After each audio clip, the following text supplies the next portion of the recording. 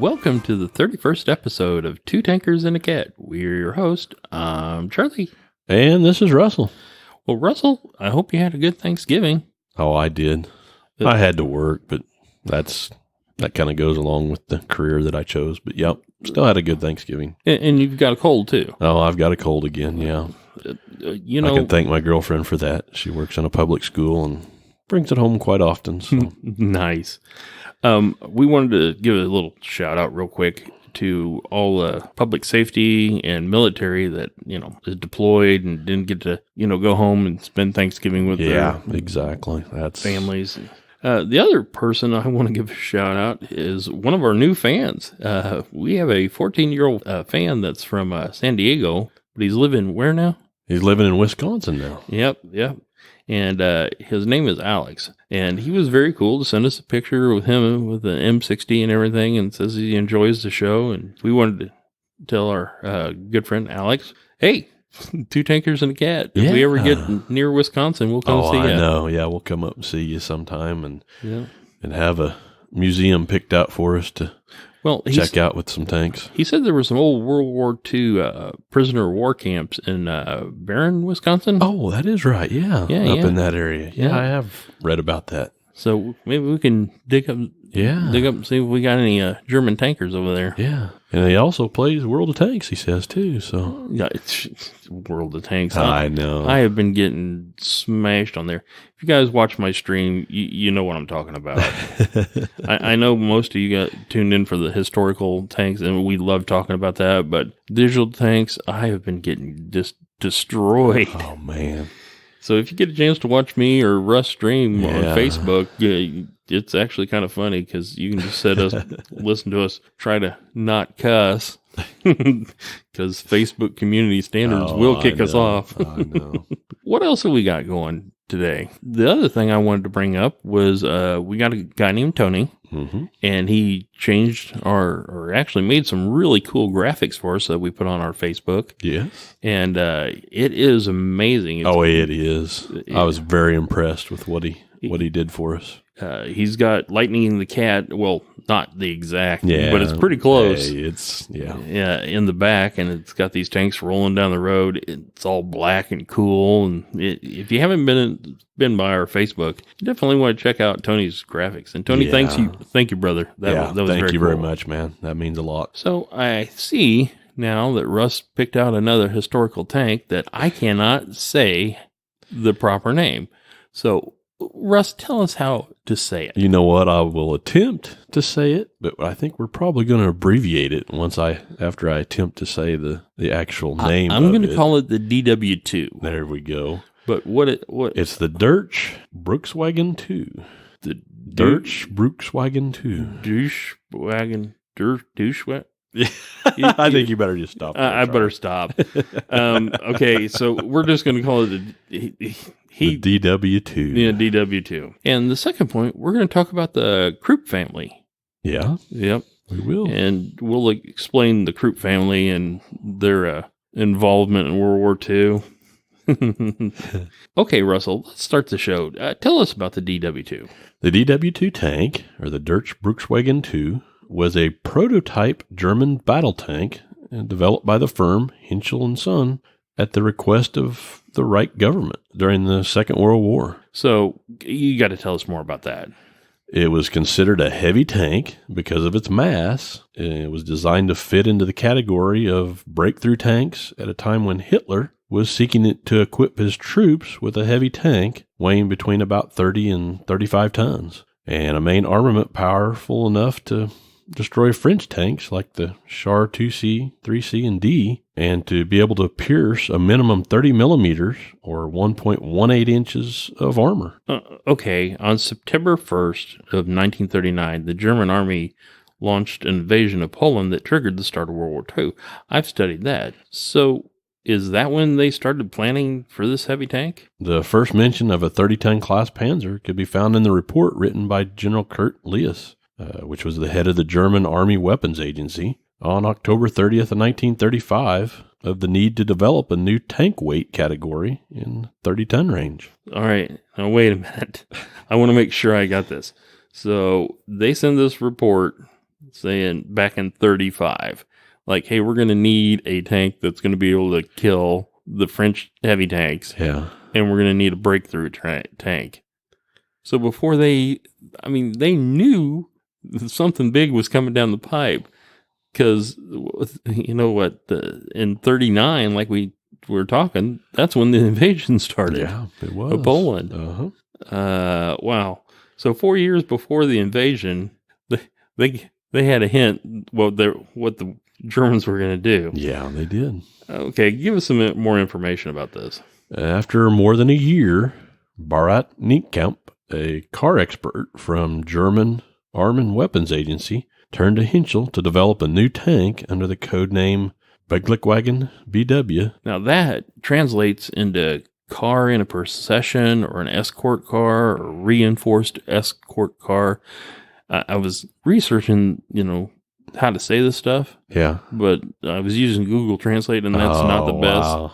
But apparently in German, it's a reinforced escort car. Reinforced escort car. And then on March 12th, 1937, it was actually renamed the IW, which stands for the infantry wagon, which was changed on April 28th of 1937 to the DW, or the Durchbruchswagen, which means breakthrough car in English. You got to teach me how to say that after the show. Wow.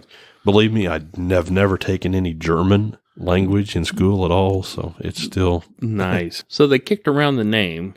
Then what happened? Well, developments in Soviet equipment, including the emergence of the KV-1, quickly rendered obsolete the design of the DW2. Henschel abandoned the DW2 to develop a new prototype, which was known as the VK3001. Now, that was the H model, right? The H model, yeah. Yes. Only 2 of the DW2s were built because of the abandonment of the program.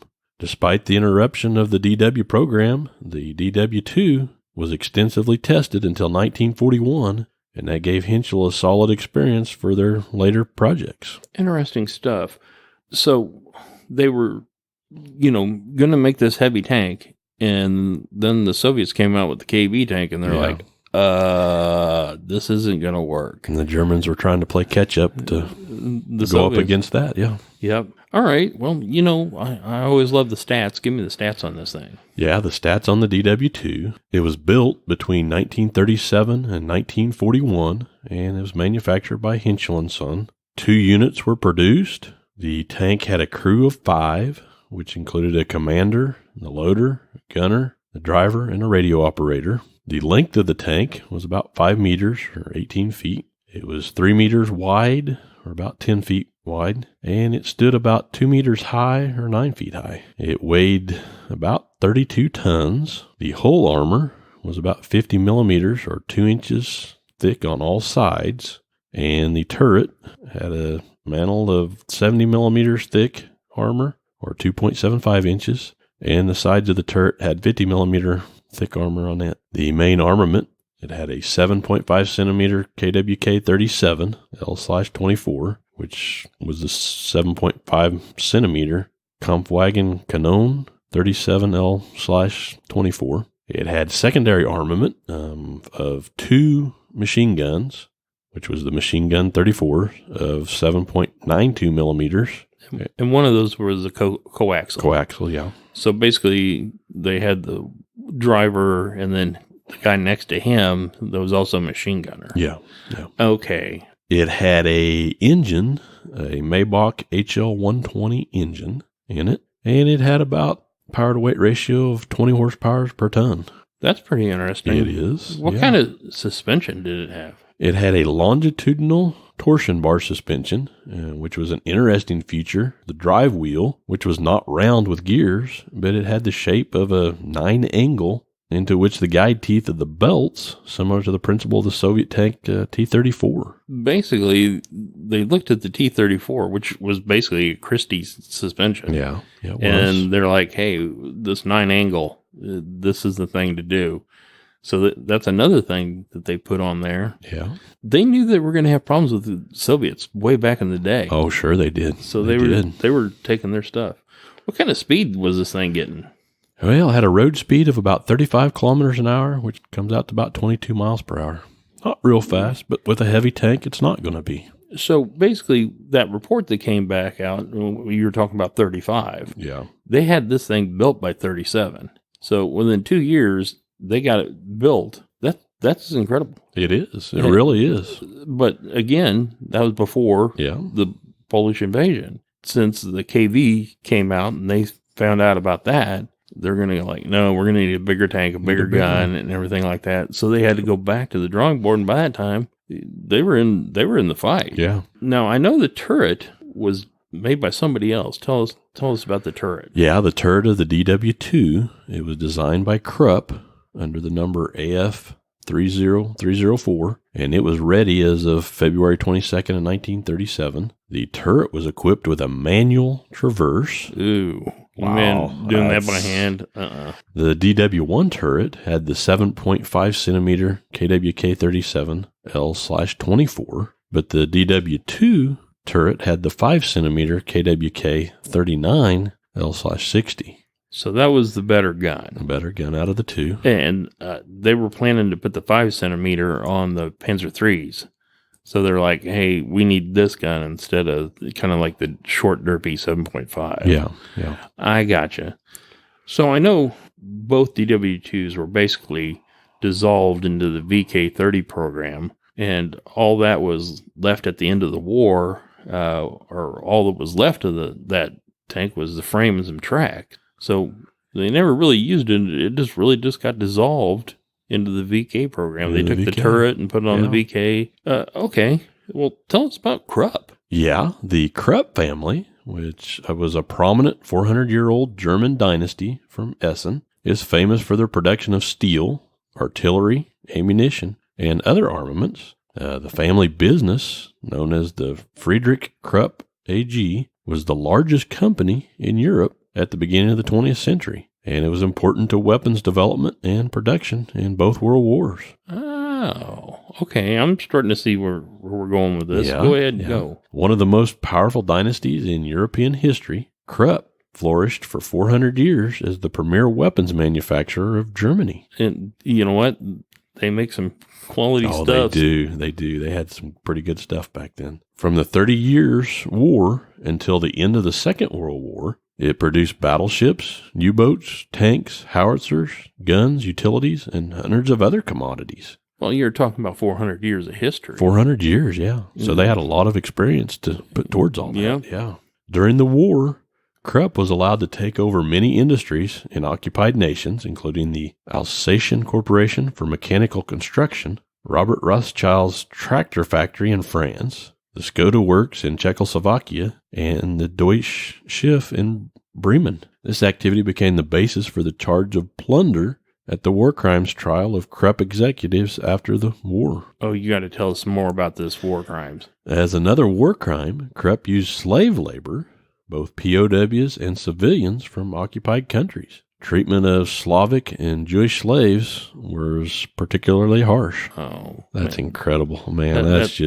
It's so sad. It is. In 1942 to 1943, Krupp built the Bertha Work factory, and that was named for his mother. And this was near the Markstadt forced labor camp, and that particular factory was for the production of artillery fuses. Jewish women were used as slave labor there, and it was leased from the SS for 4 marks a head per day. That's just sad. It really is. It's just a shame. It is. Just a shame. In 1942, although Russia, in retreat, relocated many factories to the Urals, steel factories were simply too large to move. Krupp took over production, including at the Molotov Steel Works near Kharkov and Kramatorsk in eastern Ukraine, and at mines supplying the iron, manganese, and chrome vital for the steel production. I bet they didn't treat those employees too nice either. No, I bet they didn't either. The Battle of Stalingrad in 1942 convinced Krupp that Germany would lose the war, and he secretly began liquidating 200 million marks in government bonds. This actually allowed him to retain much of his fortune and hide it overseas. Wow. So here they are. They're taking over these factories. Everything's, and I don't want to seem cruel, but it seemed good for them, or good for Germany, sure, or the Reich. So they get the French factories, the Czechoslovakian factories. They invade Russia. He takes over that. Everything's, business-wise, great for them. But they try to invade Stalingrad, and he's like, wait a minute. I think we bit the wrong bear. And he's like, So he grabs 200 million and starts putting it overseas and to hide it. The man apparently had foresight. Sure he did. In so many businesses, you need to have that. Yeah. That's so sad corporations never learn about that. It's always about the dollar. That's Very just true. That's Very a shame. true. It is. To use the forced labor and stuff like this. If you guys want to know more about that, get up, crack a book, do some research. There's so many good books out there on the history of all this. You know, here's these poor Jewish women that are forced to make artillery fuses, and there has to be some just heart-wrenching stories that come out of there. So, as always, we tell people, we know we are not the exact science of historical tanks. But when we started, if you go back to our very first episode, we tell people, get up. Do your own research. Get involved. Do it. We've had people call us out, and we're going to talk about that in the future, too. Yes. And like our tiger episode, we had that tiger guy come up and say, did you guys get this out of a comic book? Here's the research. And I'm like, great. Yeah. Somebody was excited. Well, we had a bunch of people. Yes, we have. Come up and say, over the year we've been doing this, we've had a lot of people call us out, and that's what we want, man.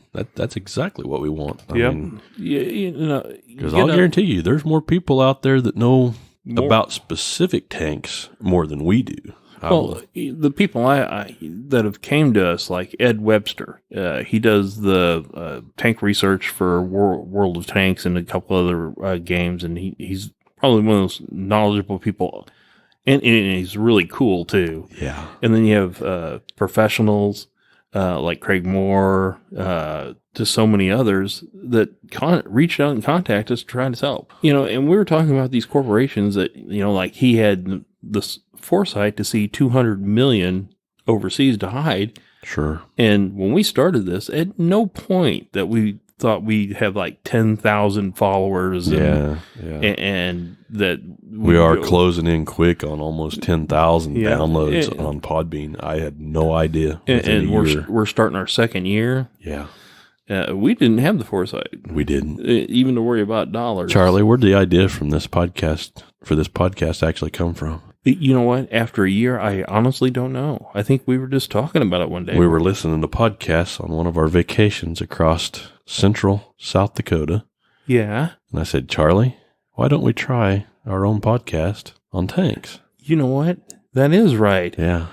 And if you guys have never been to South Dakota, I know. It's beautiful. Yeah, it is beautiful. I think we just got done visiting, Pierre, South Dakota, their National Guard Museum. Yep. They had a few tank displays there. Yep. So talking about dollars, I hate to say it, we're going to have to do our Patreon shout outs and stuff like that. And there's just people that are actually financially supporting us. And that's so amazing. And I know you've got a really good friend now. Who's that? Oh, Andy Crow. Yeah, Andy's. Yeah. Oh, he's awesome. Andy's the man. And who's the other guy? Bjorn Ben. He's still supporting us. Oh, and Christy McCarty. Yes. And you know what? Big shout out to her. Thank you, Christy. Yeah, and you know how else she's supporting us? Taking care of your sorry butt, probably. Yep. We've actually started dating, and everything's going good. We'll keep you up to date on that. I guess you call that my sugar mama? Or is that what that is? Is that how that goes? Well, she's paying for the show. And we got Kevin Shin. Yes, we do. Kyle Montgomery. Yep. And then who else? We still got Mark Drake supporting us from the beginning. ODS Thero. Thank you, ODS. And your good buddy, Rick Schmidt, that puts up with your streams. The only, like we told you before, in our streams, every time I get hit by artillery, you have to take a shot. And I promise you, in an hour, you're going to be snockered. Well, this was a great episode. The DW2, I didn't even know about it. I know. I know it's in World of Tanks. I have played it in World of Tanks a few times. Yeah. If you guys are bored and you're looking for a little side hobby with, because it's cold outside. Yeah. Load up one of these World of Tanks. And what's coming up on World of Tanks? They're Christmas specials. Oh, yeah. And that's always kind of fun Yeah. to get involved in with their Christmas specials, and that's coming up pretty quick. All right. Well, that's the closing for the show. And signing off, I'm Charlie. And this is Russell. As always, happy tanking and have a great week.